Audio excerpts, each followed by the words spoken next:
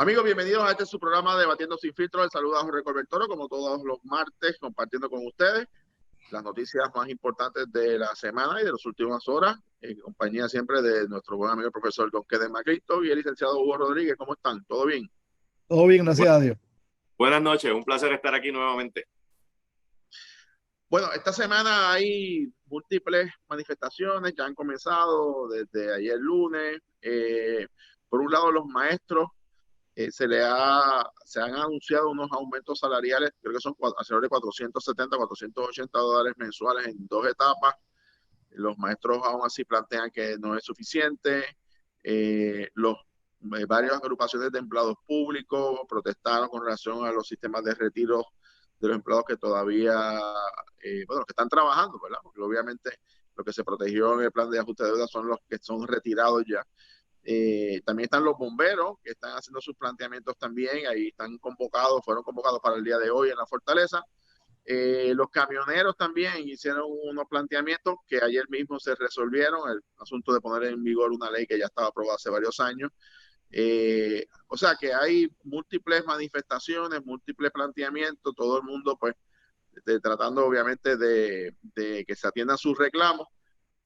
¿Cuán reales son muchos de estos planteamientos? Pues algunos me parece que tienen posibilidades, otros no. Y por ahí comienza la discusión en términos de que Hugo, ya varios legisladores han planteado legislación para aumentar los salarios de maestros, etcétera, pero como que no se identifican las fuentes de financiamiento y ese es el primer problema que van a encontrar, el primer escollo con la Junta de Supervisión Fiscal. ¿Son estas propuestas reales o no? Comenzar la discusión con Hugo. Adelante, Hugo. Bueno, de entrada yo tengo que decir que yo concurro con el planteamiento de que es justo que los maestros reciban un aumento salarial. Llevan demasiado tiempo sin recibir un aumento y sin lugar a dudas la responsabilidad tan grande que tienen los maestros en Puerto Rico no es correlativa al salario tan exiguo que reciben. Ni a las condiciones de trabajo que muchas veces reciben, en donde a veces los maestros tienen que comprar materiales, tizas, cosas para las graduaciones, etcétera. Ahora, el problema aquí es el siguiente. Desde que existe la Junta de Control Fiscal y acabamos de pasar por un plan de ajuste de deuda, etcétera, nos hemos dado cuenta que el gobierno de Puerto Rico ha quedado reducido al proverbial cero a la izquierda. Y que cada propuesta que hace el gobierno de Puerto Rico tiene que ser aprobada por la Junta de Control Fiscal. El gobernador anuncia hace poco unos aumentos de salario y la Junta de Control Fiscal ha anunciado que que legislación de esa índole no puede pasar en vista de que no se han identificado fuentes de financiamiento. Yo pienso que eso es una cosa básica que debemos haber aprendido, ¿verdad? No deberíamos recibir pam de la Junta porque no se identificó de dónde sale el dinero, porque creo que demasiadas veces cometimos ese error en el pasado y se nos llevó a un gran problema de deuda pública, etcétera. Así que yo pensaría que haciendo justicia al maestro no basta con haber anunciado el aumento, sino que debió haberse acompañado con esa identificación de fondos. He escuchado una serie de planteamientos de que si se condicionaba a que los maestros poncharan, que los maestros tenían una objeción a que se les pusiera a ponchar, los horarios, etcétera. Yo creo que eso es un planteamiento secundario. Si los ponchadores realmente funcionan, si los ponchadores realmente reflejasen la realidad de cuando un maestro entra, cuando un maestro salga, cómo esa información se transmitiera de manera eficaz, yo no vería ninguna objeción en el asunto de ponchar. Sí he visto que hay un asunto que algunos levantan de que esos ponchadores a veces no reflejan, que a veces se tardan mucho, que a veces hay que estar mandando unos formularios para estar actualizando o corrigiendo esa información. Bueno, para mí el ponche no debería ser una controversia. Obviamente debería ser eficaz y los maestros no deberían tener problema en que si van a trabajar esos ponchadores, lejos de ser una persecución, serían una evidencia de que están cumpliendo con su trabajo. Aprovecho el último comentario de Hugo para sumarlo al tema, y es que planteaba él con razón que estas propuestas que a veces se presentan de aumentos sin identificar la fuente de financiamiento, pues no aparentan algunos haber aprendido. Entonces la pregunta es, tú sabes que hay una discusión, de hecho, dentro de la propia Junta, si deben de irse ahora o más adelante, y uno de los argumentos que se plantea de que la Junta no se vaya en este momento, a pesar de que se aprobó el plan de ajuste, es precisamente que el gobierno, algunos en el gobierno continúan y legisladores presentando medidas que nos llevaron a la bancarrota, de estar proponiendo cosas simpáticas sin dinero. ¿Cómo se atienden estos problemas a la misma vez siendo responsables fiscalmente, Kenneth? Bueno, la propia directora ejecutiva de la Junta, Natalia Yaresco, ha hablado de que la Junta está de acuerdo que se le aumente $500 este año mensual a los maestros y $500 el otro año, de manera que se eleve el salario básico de 1.700 a $2.700. $2.750 equivale a 2.750 2.750 sería equivalente a 24.000 más 6, $30.000 al año.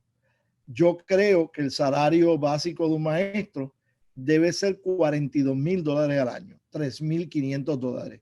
En otras palabras, que todavía habría que añadirle alrededor de 750 más que los $1.000 que están hablando de aumentarle 500 y 500. Así que yo creo que deben estar buscando dar el aumento de 500 este año, 500 el otro año, y quizás entonces dar 375 y 375 los siguientes 2 años para que en 4 años estén en $42.000 al año. Eso todavía los haría los maestros públicos peor pagados bajo la bandera americana, pero ciertamente estarían mucho más pegaditos de lo que están ahora, donde están recibiendo menos de la mitad del salario mínimo de más bajo que se paga en los estados por los maestros de escuela pública. Por otra parte, yo creo que sí, que los maestros hay que ponerlos a ponchar. ¿Por qué? Porque quienes hemos estudiado la situación de las escuelas en Puerto Rico, sabemos que hay entre un 10 y un 20% de ausentismo promedio en las escuelas en Puerto Rico. 10 a 20%. Eso quiere decir que no todos los días los estudiantes están recibiendo el pan de la enseñanza. Máximo porque en Puerto Rico no hay la figura del maestro sustituto.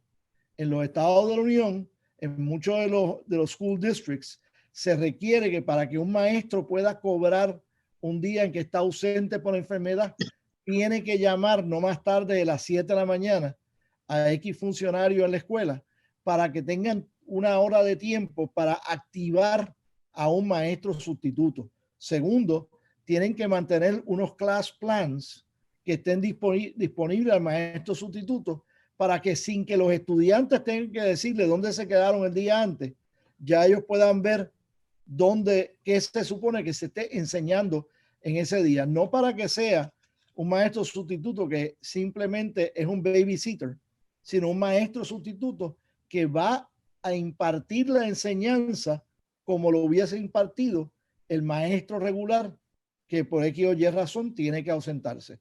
Así que creo que hay una sofisticación que tenemos que realizar aquí. Coincido con Hugo de que ese no debe ser el issue principal. El issue principal es la compensación, pero un issue secundario importante para asegurarnos que a aquellos que ya no estamos pagándole salarios insultantes no insulten al sistema faltando indebidamente al salón de clase. Bueno, también en el día de hoy precisamente hubo una vista en el Congreso, en el Senado de los Estados Unidos, que preside la Comisión de Recursos que preside el senador Manchin, bastante controversial, por cierto, que está bastante caliente, que está en Casa Blanca, y se invitaron a todos los gobernadores de diferentes territorios, Puerto Rico, Guam, las Vírgenes, Mariana, se quedan algunos, y quería preguntar contarles a ustedes, obviamente mañana sabremos qué exactamente se planteó, pero tuve la oportunidad de leer la ponencia del gobernador Pierluisi porque se subió a las redes minutos antes. Y no, básicamente... un día antes. Exacto, pero por lo menos... Un día antes ya tú tienes los testimonios. Correcto. Y pude examinar su ponencia. Básicamente le hace un recuento del asunto del huracán, los fondos de recuperación, etcétera. Da como un informe de un estatus de los proyectos y demás. Y termina obviamente con el tema del estatus. Pero mi pregunta es,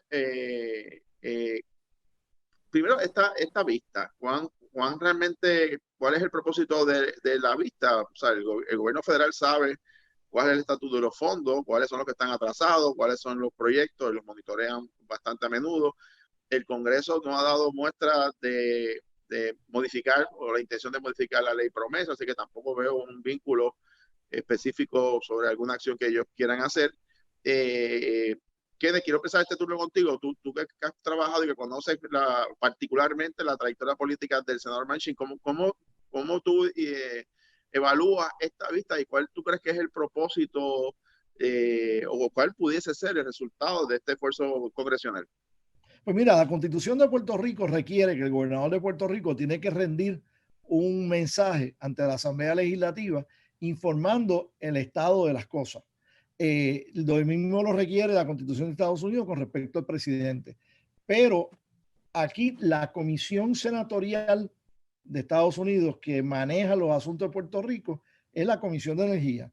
Y lo que ha estado haciendo Manchin en la tarde de hoy, lo que hizo Lisa Murkowski en el 2019, en el 2020 y 2021 no hubo esta vista por razones del COVID, es que los gobernadores de los territorios presenten ante esa comisión cuál es el estatus operacional y financiero de los territorios. Y eso es lo que ocurrió esta tarde. Y esa precisamente es la vista que ha estado del senador Manchin en la tarde de hoy en el Senado de los Estados Unidos, Kenneth. Sí, eso precisamente cada uno de los gobernadores, o en el caso creo que de American Samoa, un sustituto de él, comparecieron, explicaron cómo está la situación financiera, la situación operacional de los gobiernos territoriales. Y en el caso de Pierluisi, pues obviamente no iba a desaprovechar la oportunidad para hablar del reclamo mayoritario del pueblo de Puerto Rico en el pasado plebiscito celebrado el día de las elecciones. Déjame cogerla ahí donde la deja Kenneth, Hugo, para traerte precisamente el tema del estatus político en el Congreso. Hasta el día de hoy ya ha pasado más de un año y pico de las elecciones, no has aprobado ninguna legislación, ni el proyecto de Daniel Soto, ni el proyecto de Nida Velázquez. Parece que no hay terreno para acuerdos entre esos dos proyectos que son bastante distantes. El Senado tampoco ha demostrado mucho interés en este tema. Más de lo mismo, cerraremos este ciclo congresional que termina la Cámara este año 2022, hay elecciones en noviembre, sin ninguna acción importante del Congreso con relación al tema del estatus, Hugo. Bueno, yo quisiera pensar que no. Y la falta de movilidad en ese tema es porque ha habido una falta de interés en los proyectos que tienen como fin la estadidad para Puerto Rico. Eso no se ha movido ni una pulgada. Yo creo que en relación a la vista que comienza este turno, a la que fue el gobernador Pierluisi y gobernadores de otros territorios, me parece que se da en un ámbito totalmente propicio para poner sobre el tapete nuevamente y reclamar la atención sobre el tema de la relación de Puerto Rico y Estados Unidos. Venimos precisamente de la aprobación de un plan fiscal por una junta de control fiscal nombrada por el Congreso y el presidente de los Estados Unidos, no electa por los puertorriqueños, poniendo de manifiesto lo que la relación territorial representa. Venimos de la aprobación de un tribunal de Estados Unidos de ese plan, poniendo de manifiesto eso que acabo de decir. Creo que es momento propicio para esa coyuntura traerla. Y no solamente eso, el tema del territorio en quiebra. Es decir, lo que se acaba de aprobar no es que meramente lo aprobó una junta de control fiscal, no es que meramente lo aprobó el Tribunal de Estados Unidos, es que estamos hablando de la quiebra del territorio. Creo que esos son temas urgentes, creo que esos son temas importantes y creo que es responsabilidad del Congreso atenderlos. La vista de hoy, yo no creo que va a ser el vehículo, pero me parece que siempre que haya oportunidad de traer el tema sobre el tapete y poner la urgencia y hacer la correlación entre los temas económicos y los temas y el tema de falta de poderes políticos, etcétera, es momento siempre de traerlo al tapete. Bueno, y cierro el último turno. Quisiera discutir con ustedes y ver los pensamientos sobre el asunto de los nombramientos pendientes en la judicatura, particularmente en el Tribunal Supremo y el juez Díaz Reverón, que es probablemente más controversial para el juez apelativo, el esposo de la exgobernadora Wanda Vázquez. No se sabe finalmente qué va a ocurrir, ¿verdad? Y cuál es la decisión. Recordemos que en el Senado ninguna delegación tiene mayoría absoluta, así que esto, y además que reglamentariamente, no necesariamente, me corrige que si digo algo incorrecto, tiene que tener los 14 votos en una confirmación, puede ser la mayoría de los que estén presentes en un momento dado. Sin embargo, ya hubo vista para el juez Díaz Reverón, no ha habido vista para el nominado para el Tribunal Supremo. Soy del pensamiento que este tipo de nombramientos debe de ir a vistas públicas. El presidente del Senado ha dicho que va a ir a las vistas públicas.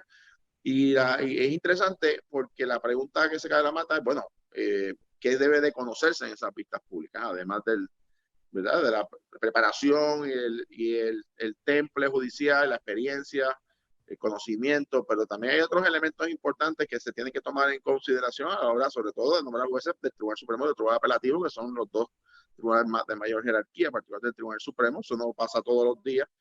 Y me pregunto, y les pregunto a ustedes, primero, ¿qué debe de ocurrir en estos nombramientos? ¿Y cuáles deben ser los criterios fundamentales de los miembros del Senado a la hora de votar por un juez o jueza del Tribunal Supremo o del Tribunal Apelativo? ¿Cuáles deben ser esos criterios, esos elementos que debe tener un miembro del Senado de Puerto Rico para votar afirmativamente por estos nombramientos? Comienzo contigo, Hugo. Bueno, debo empezar por decir que en el caso del juez Díaz Reverón, es la tercera ocasión que el nombramiento se lleva al Senado, ya que las primeras dos ocasiones fue retirado porque no contaba con los votos y así se le había dicho al gobernador, de manera que el nombramiento era retirado.